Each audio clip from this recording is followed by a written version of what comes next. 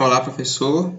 A gente pegou a organela peroxissomo, que pertence ao conteúdo de citologia. Nesse slide vamos explicar quando foram descobertas, o que são e para que servem, assim como as enzimas de catalase, oxidase e o tipo específico, que são os glioxissomos. Eu fiz esse trabalho em parceria com a Andressa para a matéria de biologia. Descoberta. O peroxissomo foi descoberto na década de 60.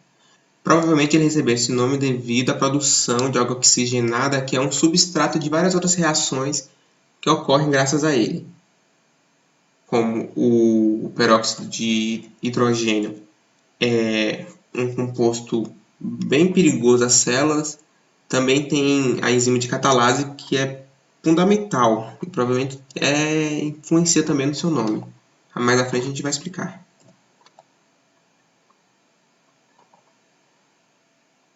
A característica do peroxissomos, ele possui aproximadamente 0,5 milímetros, é delimitado por uma membrana que apresenta uma grande quantidade de enzimas oxidativas em seu interior. Essas enzimas diferenciam-se de uma célula para outra. Os peroxissomos receberam esse nome em virtude da presença de enzimas oxidativas e de sua capacidade de produzir água oxigenada. No interior dessas organelas ocorre a oxidação de substratos orgânicos e a formação de peróxido de hidrogênio, que posteriormente é quebrado com a ajuda da catalase, que eu vou falar depois. Para que servem? Os peroxissomos são bem parecidos com lisossomos e algumas outras organelas porque têm a função de funções degradativas, isto é, de digestão. Mas o bônus, o AIS dos peroxissomos são a produção de enzimas para diversas atividades celulares e metabólicas. Entre essas reações, cabe aquelas voltadas à detoxificação de substâncias, aquelas relacionadas ao glioxissomos, que, como o próprio nome diz, é relacionada à síntese e quebra de ácidos graxos em compostos mais complexos, como a glicose. Também servem para degradar alguns outros ácidos e funcionam também com suas enzimas nas reações de oxirredução que acontecem na célula. Elas também são presentes em várias quantidades nos fígados e nos rins, pois lá realizam a filtração e detoxificação de substâncias como o álcool, por exemplo. Também realizam biossíntese posteriormente.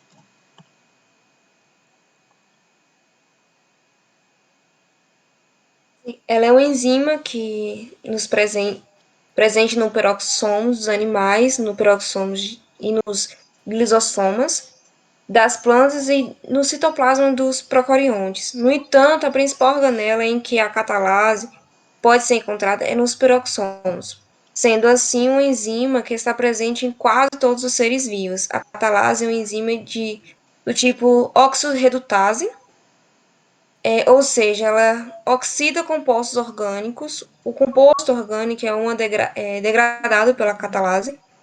É o peróxido de hidrogênio, ou água oxigenada. Acho que foi começado, não foi? Falou? Pode A continuar. catalase é a enzima responsável por catalisar a reação de degradação do peróxido de hidrogênio, um elemento que é tóxico para as células dos seres vivos, como o Lucas mesmo já falou. Essa enzima promove a degradação desse composto em água e oxigênio, retirando a ação tóxica dele e promovendo o equilíbrio do organismo. Show. Oxidase. A oxidase é uma outra enzima muito presente na maioria das células, porque ela é fundamental para reações de oxirredução. Como ela ocorre?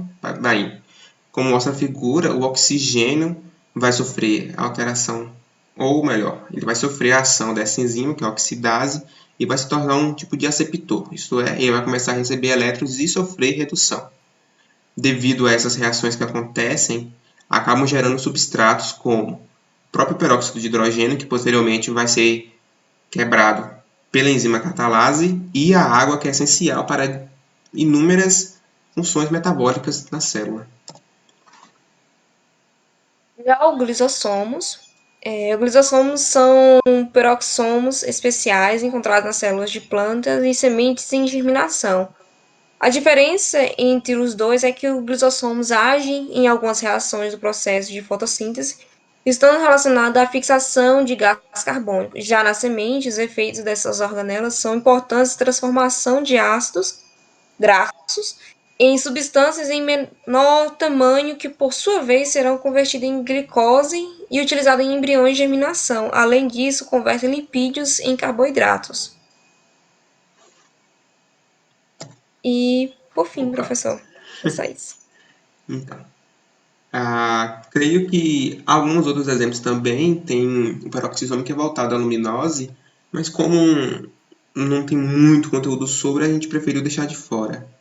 Aí o foco foi mais em relação às enzimas de oxidase, atalase e também aos gloxissomos, que são muito importantes para o reino das plantas. E essas são nossas referências. Muito obrigado, professor. Até mais.